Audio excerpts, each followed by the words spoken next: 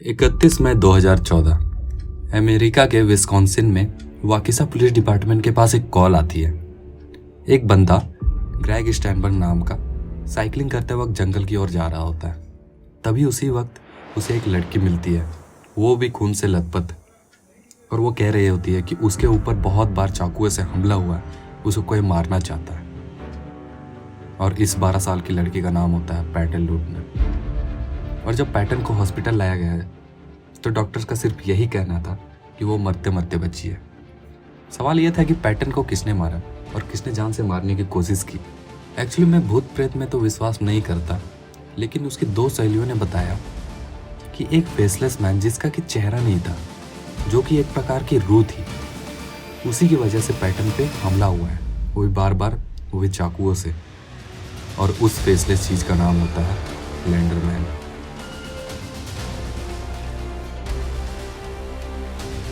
So-called Slender Man case will be released from the mental health facility where she lives. Lee's a mythical character known as Slender Man.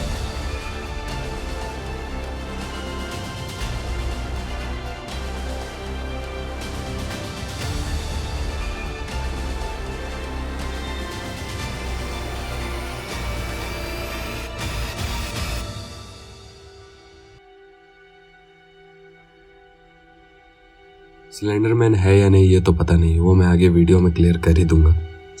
लेकिन कहा जाता है लोगों ने उसे देखा जरूर है, वो भी बच्चों के साथ। ऐसा नहीं कि सिर्फ उसे बच्चों के साथ देखा गया है, आज के दिनों में कई बार उसे हाईवेज हो गई, रोड्स हो गए, रोड साइड्स हो गए, उसे वहां पर बहुत बार उसे देखा गया है।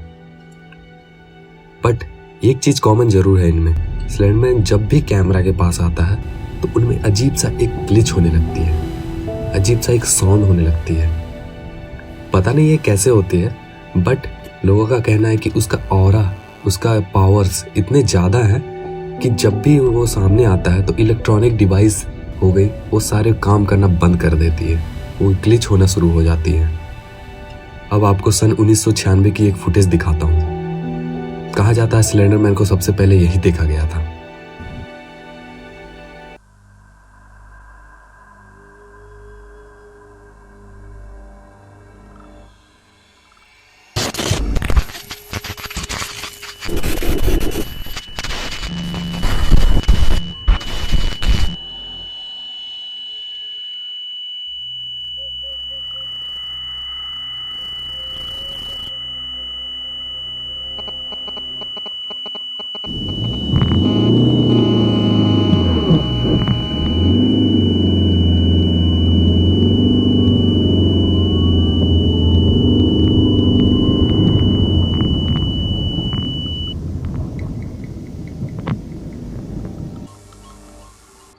आपने एक चीज नोटिस की, जैसे ही कार उस चीज के पास गई, सारी लाइट्स, कैमरास ग्लिच होना शुरू हो गए, बैटरीज भी लो हो गई।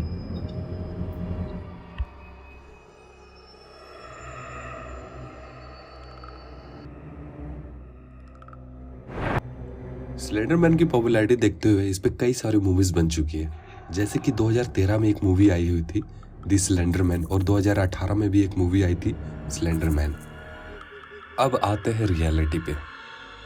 अभी तक जो भी मैंने आपको कहानी बताई उस पे तो आप आंख बंद करके भरोसा कर लिए होंगे, लेकिन मैं ऐसा कहूँ कि बल्कि ये सारा सर एक बकवास है, तो आपका क्या कहना होगा? हाँ, कुछ लोगों ने इसे बेफिजूल में बढ़ा चढ़ा करके बताया है, कुछ भी बोल दिया है इसके बारे में। मैंने शुरुआत में पेटन की बात की थी, चलिए उसे कंटिन्यू करते हैं।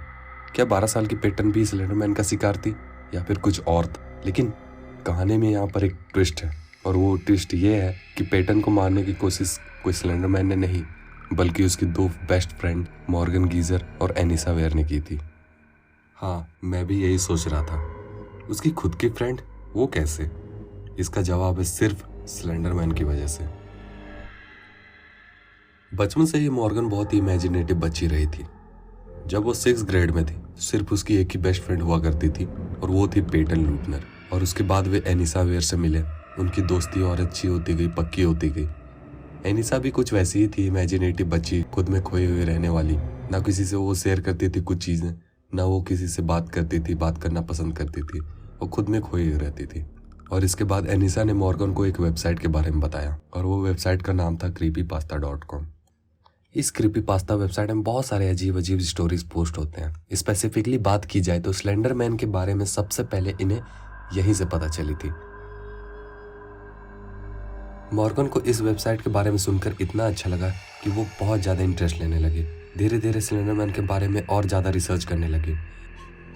अचानक से उसे याद आता है कि उसने पहले कभी तो इसे देखा है, कहीं तो इसे देखा है। इसके बाद 1-2 साल बीत जाते हैं। धीरे धीरे मॉर्गन और एनिसा इस पे और रिसर्च करते हैं, बहुत सारे बातें पता करते हैं इनके बारे में। फिर उन्हें एक चीज़ पता लगती है कि वो इसकी सर्वेंट बन सकती है। हाँ, स्लेंडर मैन की एक सर्वेंट बन सकती है, ताकि स्लेंडर मैन उन्हें और उनकी फैमिली को कुछ ना करे, उन्हें हार्म ना पहुंचाए। लेकिन इसके लिए उन्हें एक टास्क पूरा करना होगा, उन्हें किसी की बलि देनी होगी। और आपको भी पता और मुझे भी पता है कि वो किसकी बलि देना चाहते हैं। हाँ, पेटन की। वो प्लान करते हैं और प्लान करते करते 5 महीने बीत जाते हैं। फिर वो डिसाइड करते हैं कि वो उसे जंगल में ले जा करके मार डालेंगे। और कुछ ऐसा ही होता है। वो लुका छुपी के बहाने उसे जंगल में ले करके जाते हैं और इसके बाद मॉर्गन उसे चाकू से छलनी कर देती है। उसने टोटल 19 बार चाकू से उसे स्टैब किया था। मॉर्गन और अनीसा को लगता है कि वो मर चुकी है और वो वहाँ से भाग जाते हैं। लेकिन पेटन अब भी जिंदा थी। वो जैसे तैसे करके रोड के पास पहुँचती है। उसके बाद आपको कहानी पता ही है। उसे हॉस्पिटल ले जाया जाता है। पुलिस भी इन्वेस्टिगेशन में लग जाती है और मॉर्गन और अनीसा को तुरंत अरेस्ट कर लेती है। और जब पुलिस उनसे पूछताछ कर रही होती है तो वो स्लेंडर मैन के बारे में बहुत सारी चीज़ें बताती है। और इसके बाद पुलिस इस पे और इन्वेस्टिगेट करती और रिसर्च करती है। बाद में उन्हें पता लगता है कि ये एक सरासर बेफिजूल की बात है, ये सरासर एक बकवास है, इसके अलावा और कुछ नहीं है। उन्हें बाद में पता चलता है कि मॉर्गन एक बहुत ही ज़्यादा सीरियस मेंटल इलनेस से गुजर रही थी, जिसका नाम था स्किज़ोफ्रेनिया। फॉर्मल साइकोलॉजी के आर्टिकल के अनुसार स्किज़ोफ्रेनिया एक ऐसी बीमारी है जिसमें पर्सन रियलिटी से कांटेक्ट लूज करने लगता है और वो अलग ही ख्यालात में जी रहा होता है। उसे बहुत बार हेलुसिनेशन होते हैं, डिल्यूजन होते हैं।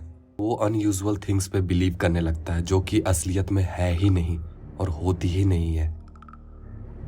ये सब होने के बाद मॉर्गन पे बहुत ज़्यादा स्ट्रिक्ट केस लगते हैं, बहुत सारे केस होते हैं, या कहे तो 3rd डिग्री केस होते हैं। और उसके बाद उसे मेंटल हॉस्पिटल भेज दिया जाता है, वो भी 40 सालों के लिए कैद पे। अब बात करते हैं स्लेंडर मैन के बारे में। हाँ, ये सिर्फ एक बकवास के अलावा कुछ नहीं है।